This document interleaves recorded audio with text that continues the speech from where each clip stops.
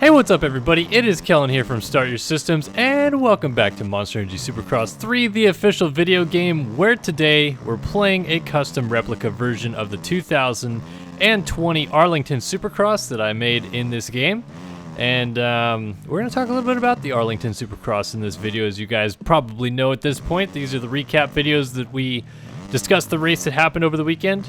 But talking about building this track for just a quick second before we get too deep into it, I feel like a pretty difficult time with building this track just because I wanted to like really focus in some efforts on making it more perfect this week. Normally I just like build the track and then I just ride it and it's close enough, whatever, good to go. But this week I really wanted to put in an effort to make it as close to real as possible. So hopefully you guys enjoy it. It is called 2020 Arlington on the PC. So again, those of you that don't know, I'm a PC gamer. You'll find it on the PC. Still working on trying to get dialed in for doing stuff on console, but it's just been a freaking slow process with getting everything started at RacerX and all that business. So we'll move into that soon enough. But I did want to, before I got too deep in the video today, talk a little bit about the mod pack that I'm using. You'll notice I'm not using Justin Barcia's Alpine Star gear. I'm using a custom set of Alpine Stars gear in the game, custom aero helmet that's like a Clement de Sal replica, some custom boots, got the Yamaha graphics, but I also have some of the cool intricate details that you can add to the bike. That's all done with a mod pack done by Pay 2021, and his buddy and good buddy of mine, Dark Slides, has a website that they kind of put all this stuff up and gets some cool content out to PC users that want to have little packs added to their game. I know a lot of people always are like, I wish I could have this type of thing in game or that type of thing in game. If you go to this website that I'll link in the description below, you'll find a lot of cool stuff, and just wanted you guys to know that in the future I'll probably always link it in the description so you guys could at least go there and look for yourself. But yeah, just a little update on that. So let's talk about this 2020 Arlington Supercross, as it were, and the second round of the Triple Crown. Let's go 450s first this week, because don't want to kind of miss the big talking points, I guess, and get too deep in the video and completely miss talking about the 450 class, because I spent so much talking about the 250 class last week with the obvious Brian Moreau situation, which we're still waiting kind of more information on, but keep checking racerxonline.com for info on that. But yeah, the 450 class this week, we basically almost lost two title contenders. Fortunately, it sounds like Cooper Webb, after his violent crash in the second main event, is actually going to be able to race this weekend in Atlanta. He got a hematoma in his pelvis and sacrum, so somehow he didn't break a bone, even though he landed flat on his back from 10.5 feet up in the air or something like that. Like, he was pretty far up there in the sky and went flat onto his back on concrete and somehow didn't break a bone. That was kind of crazy that didn't happen. But we did lose Adam Cianciarulo, at least for a good amount of the series from here on out. He cracked his collarbone in practice. The Dragon's back was the talking point all day long. The Dragon's back before the first Supercross triple, and it was biting people. Jimmy Dakota's had a violent wreck there, and it kept him out for the night. Justin Brayton had a pretty bad crash there. Then obviously Cianciarulo and Webb had their moments, and a couple other guys had some really close calls. And if you listen to Eli Tomac and Ken Roczen talk about it in the press conference, they basically said that the biggest problem with the Dragon's back, which you can absolutely see when you watch back any video footage of the race or some of the crashes that happened, was that the top part of the Dragon's back was smaller than the rest of the jump for some reason. Like, the top whoop, they built smaller than all the other whoops, which, like, if you actually look at it from the side, it is the tallest jump in line because it's the last whoop. But in, like, if you look at it on a slope scale, basically, like drawing a line from the first whoop over each whoop, it's actually shorter at the top than the rest of the whoops were going. So that's what the problem was, is that guys would whoop, whoop, whoop, whoop, and then get to that top one, their front wheel would go over it and their back tire would catch it because they just didn't have basically enough speed or giddy up to just clear the entire thing, and the back wheel would catch. They'd get knocked over the front of the bike and go over the bars. And I mean, it seemed like it was just the perfect recipe of, like, they were going the right speed, plus the Dragon's back was a weird, like, sloped landing, as you can see here, that when they landed, they didn't like crash immediately. They had like this kind of slow motion over the bars thing happen. And it, like I said, it caught a lot of people out. So unfortunately, Cianciarulo is going to be out for a little bit. There's a lot of discussion about whether or not Cowie's going to have a fill-in guy. Probably not, I would say, just because AC could come back within a few weeks. Collarbones are usually like get surgery, get it plated if it's broken enough, and then be back on the bike within a month. Whether or not that's exactly the case or not, we're not fully sure yet. Cianciarulo hasn't posted like a full update on whether or not he's going to be getting surgery or anything of the sort. But it does mean that he's going to be out for a little bit. But Webb is going to give it a go this weekend in Atlanta. We'll see how healthy he is. I mean, he's definitely going to be pretty battered and bruised from the week of dealing with a hematoma in his sacrum and his pelvis. But knowing Webb and knowing the type of rider he is, I think he'll rise to the occasion and at the very worst finish inside of the top 10 this week in Atlanta. Otherwise, he's basically completely out of the championship hunt at that point. So kind of like needs to do it or not do it at all type of thing. So I think he'll rise up and you know, he won at Atlanta last year. So he likes this place. It's probably his closest race to home being from North Carolina.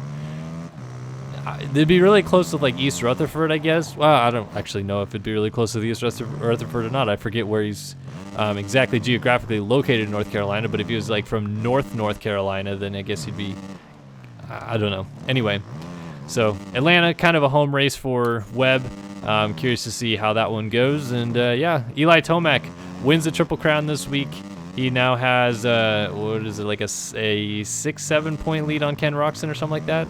No, it'd be a 7-point lead on Roczen. And Roczen, I think, did really, really good on salvaging what could have been like more of a disaster night than it ended up being. He didn't look very good in the second main event, and I tweeted after it that I think the reason why is because he knew that the track only had like a limit to it, and Webb was pushing the limit of it and crashed. And Roczen was not pushing the limit of it and stayed on two wheels, finished 7th, got second in the last main, second on the night. So I think that was kind of just like a smart play by Roczen, but it's starting to get to the point where if he doesn't kind of like rise up and start winning these races pretty quickly here, Tomac's going to be able to get a gap, you know, established by the time we're past the halfway point of the season, which is next week in Atlanta. But Tomac is also really good at Daytona. It's no secret that he's, you know, kind of like been an outdoor guy over the years, and Daytona's been really good to him. And while, and our Jason Wygant kind of did a story on this at RacerX today, while Daytona is always the famous phrase of the series doesn't start till Daytona, the reality is that no, it kind of actually is almost over by Daytona quite often. And so, you know, Tomac can open up, let's say, like a 15-point gap by Daytona with a couple wins these next 2 weeks. I think the field is in pretty grave danger. And personally speaking, I think that this is already over. I don't want to be like the negative Nelly here, but Ken Roczen has historically been a lot better in the first half of the season than the second half. And Eli Tomac has historically been a lot worse in the first half of the season and better in the second half. And right now, they've been, I don't know, I guess kind of even through 7 rounds. Tomac a little bit of an edge because he's had more wins. But Roczen hasn't been like the electrifying guy through 7 rounds that you would see normally in this situation. The guy that led the points his rookie season for that long, and the guy that, you know, was really fast on his Suzuki days. And who knows, we could have maybe seen something special in 2017, but it didn't work out. Now he's behind Tomac after these beginning races, and Tomac is just getting started with what could be like his mojo and his groove that he normally finds in the midseason form. That, I think, is the real recipe for disaster. Nothing about what race it is or anything like that. It's more just like a momentum and feeling thing, which Tomac is normally pretty good in the second half, and Roczen tends to crash more often in the second half than his counterparts. So I picked Eli Tomac at the beginning of the year. I still feel very safe in that pick. And hey, good on him. If he wins the championship this year, finally, he'll be able to tick that one off his list.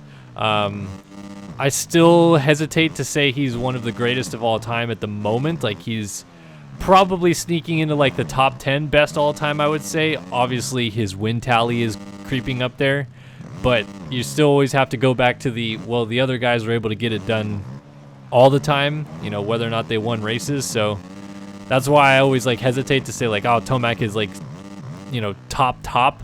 I've seen him do amazing things on a motorcycle, but I've also seen James Stewart do much more amazing things on a motorcycle. And James Stewart has less titles than, well, basically the same amount of titles as Eli Tomac right now. But I would consider James a better rider and, you know, has more, I guess, backing to him than Tomac. But Tomac's getting up there. And so if Tomac can win a few more races this year, he'll actually pass Ryan Dungey for, I believe, 7th all-time on the Supercross wins list.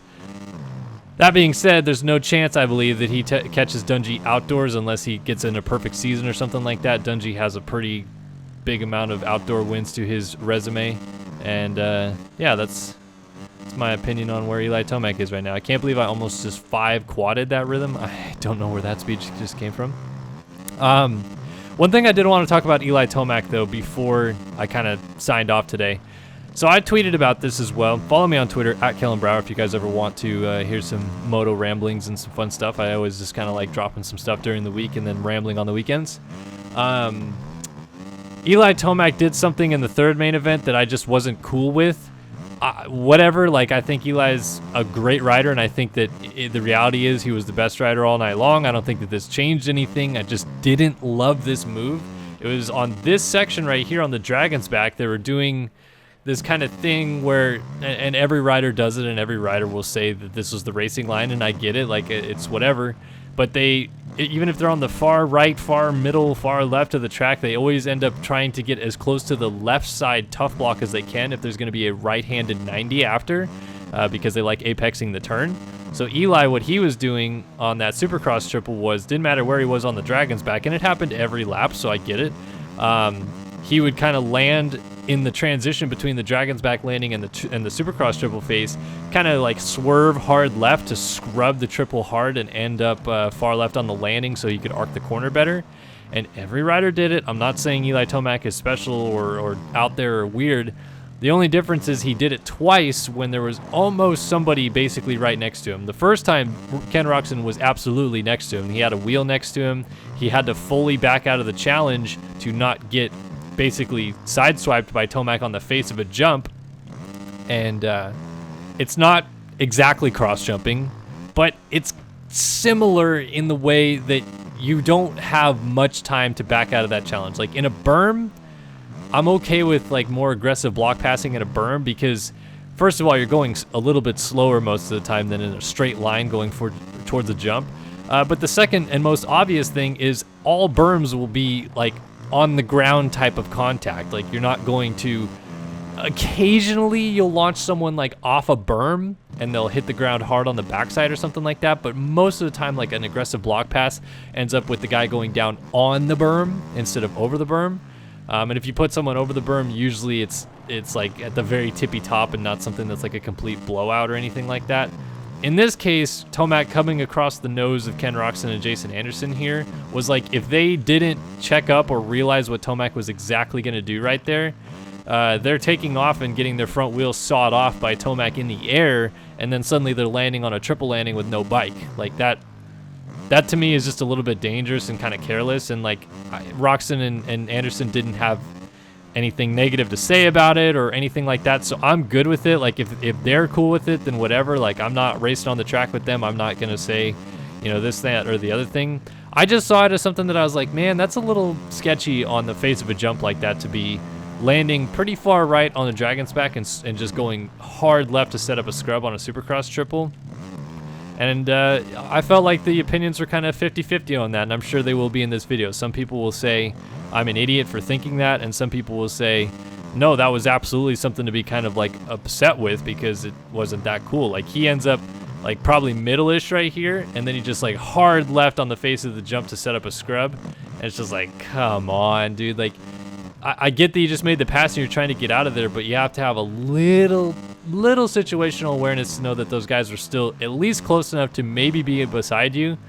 And I get it, you know, Rubin's racing. He had the pass made. He wants to take what's rightfully his, but just don't do it on a triple face. Like the thing I'll go back to in reference to this is everybody will remember this, and Eli Tomac fans thought this was like the most awesome thing ever.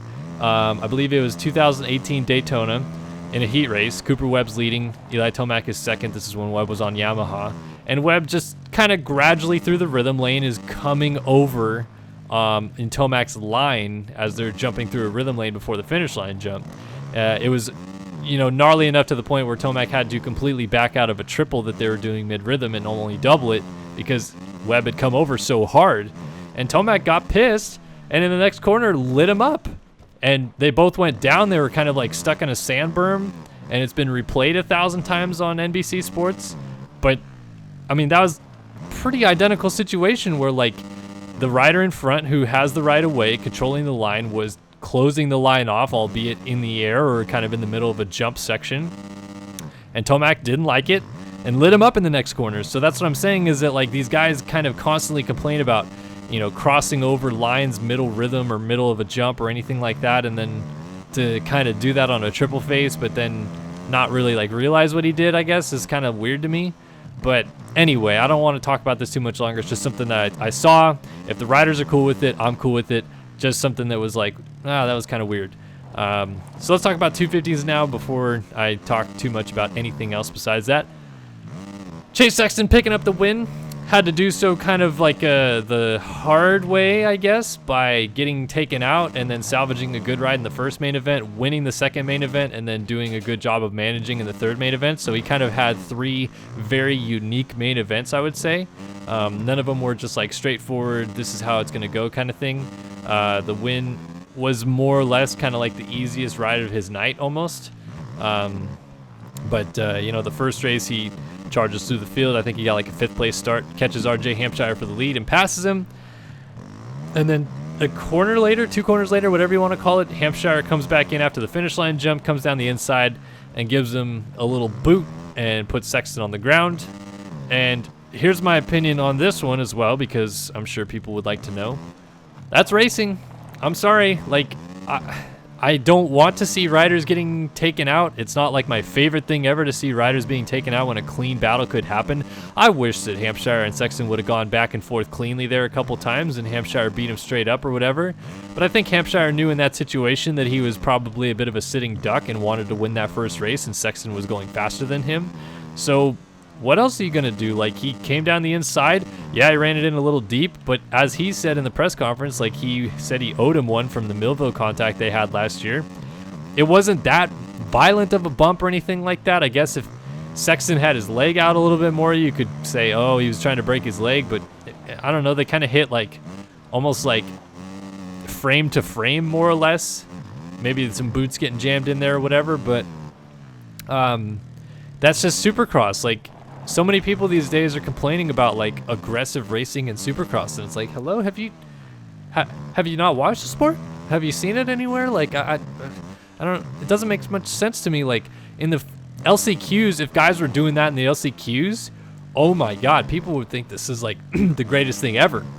And for some reason, there's always like this weird caveat of LCQ racing and hard passing is way different than on-track battles for the lead that end up with either someone on the ground or a hard pass that you didn't really think was necessary or something like that. But there's a lot more money at stake battling for the lead in a main event than there is in the LCQ. Just, sorry to say to the privateers, but it's the truth.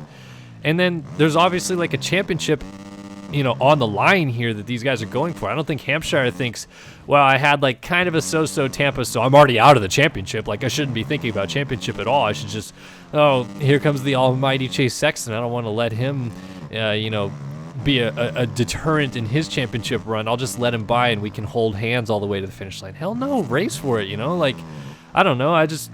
I'm not a fan of aggressive racing. I personally would rather see clean battles, as I said. But I'm becoming more of a fan of the aggressive side of the sport because I'm sick and tired of seeing guys get passed for the lead or passed for position and then looking over their shoulder and going, all right, well, realistically, where can I finish here? It's like, how about you put your head back down, look at the guy in front of you, and go after him? That's realistically where you could finish because you're already there. Like, don't look back and think, oh, I'm going to get passed by maybe 2 or 3 more guys. I could probably get a 5th out of this one. No, you're leading the race or you're second. Like, try to stay there. Like, I don't particularly love the new age, newfangled way of like, well, if I'm passed, I'm done. No, go after those guys, man. Prove you belong. Someone of RJ Hampshire's stature has been kind of I don't know the right word here. I don't want to say phenom because there's like a elite list of people that I would put in that category.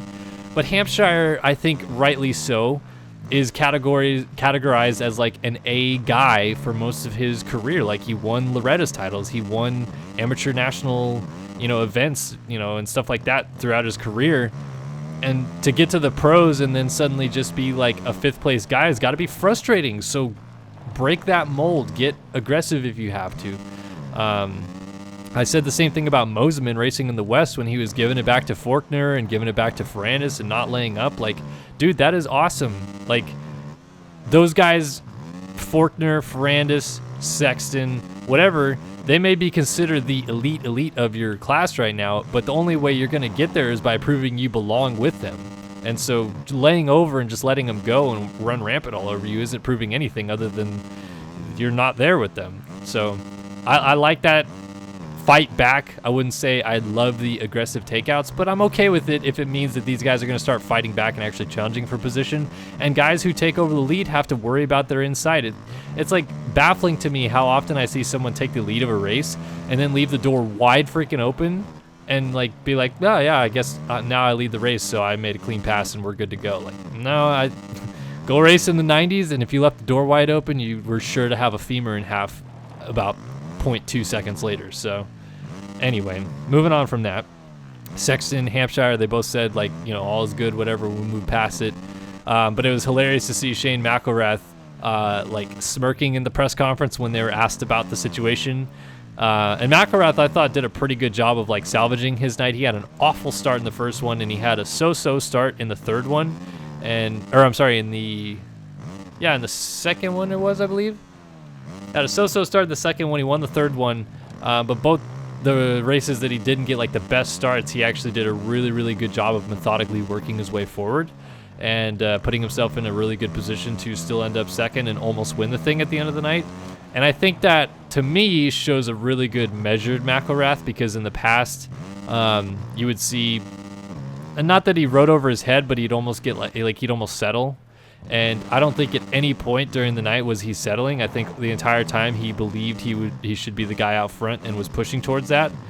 And I think that's going to be huge mindset-wise for him in this championship, because now he knows, like, okay, I can start behind these guys and go through them. Even in a shorter race, only 10 minutes, like, I can start back there and catch them and go through them. He did get passed straight up by Sexton in the first main after Sexton fell back there, but I also think that was a little bit of Sexton being like, I'm mad that Hampshire took me out, so I'm going to go aggro and pass all these guys back.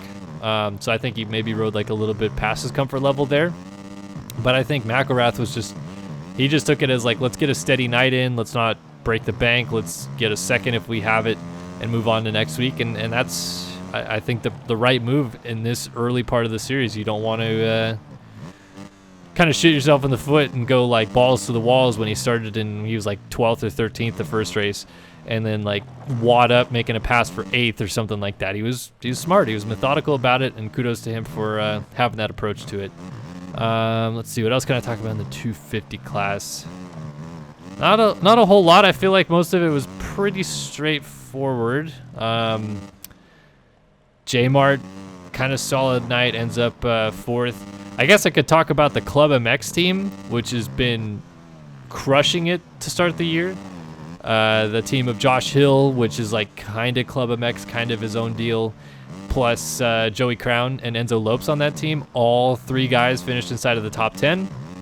And it was so good that Hill, who I believe finished 5th overall, he just had a quietly solid night. He actually, I think he hole shot or led a little bit of one of the races but fell back. But even after he fell back and it looked like, oh, this isn't good because he's going backwards fast, he kind of settled in, and I think he finished 6th behind his teammate Crown in that one, or 7th or something like that. And then Crown has been, to me, like the biggest turnaround I've seen in a long time. I would say it's comparable to like Martin Castello's turnaround, because Castello was always like, I think, a good rider, but when he was on the IB Corp team a few years ago and it was like this whole race Supercross TV show thing that they were going to do, like Costello was just like the other guy on the team, and they were really trying to find like the next big point scorer for them. And now, if you look back at that show, like of all the guys that were on the show, and no disrespect to them, I think they're all really terrific riders, but I think Costello's actually the best rider that was on that show now. And back then it wasn't really the case, and I think that's, you know, a testament to how much work he's put in, and he's really turned his career into a positive direction.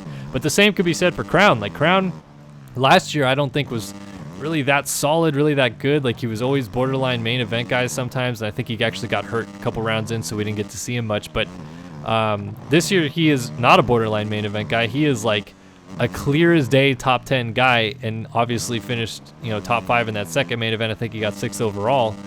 Like I don't know, man. Like if I'm a factory team and I see that kind of turnaround in a year, I feel like I'm picking up the phone. Like Joey Crown used to be, I believe he was a Team Green rider for a long time, right? And now he went overseas this year. He won the Prince of Geneva crown, right?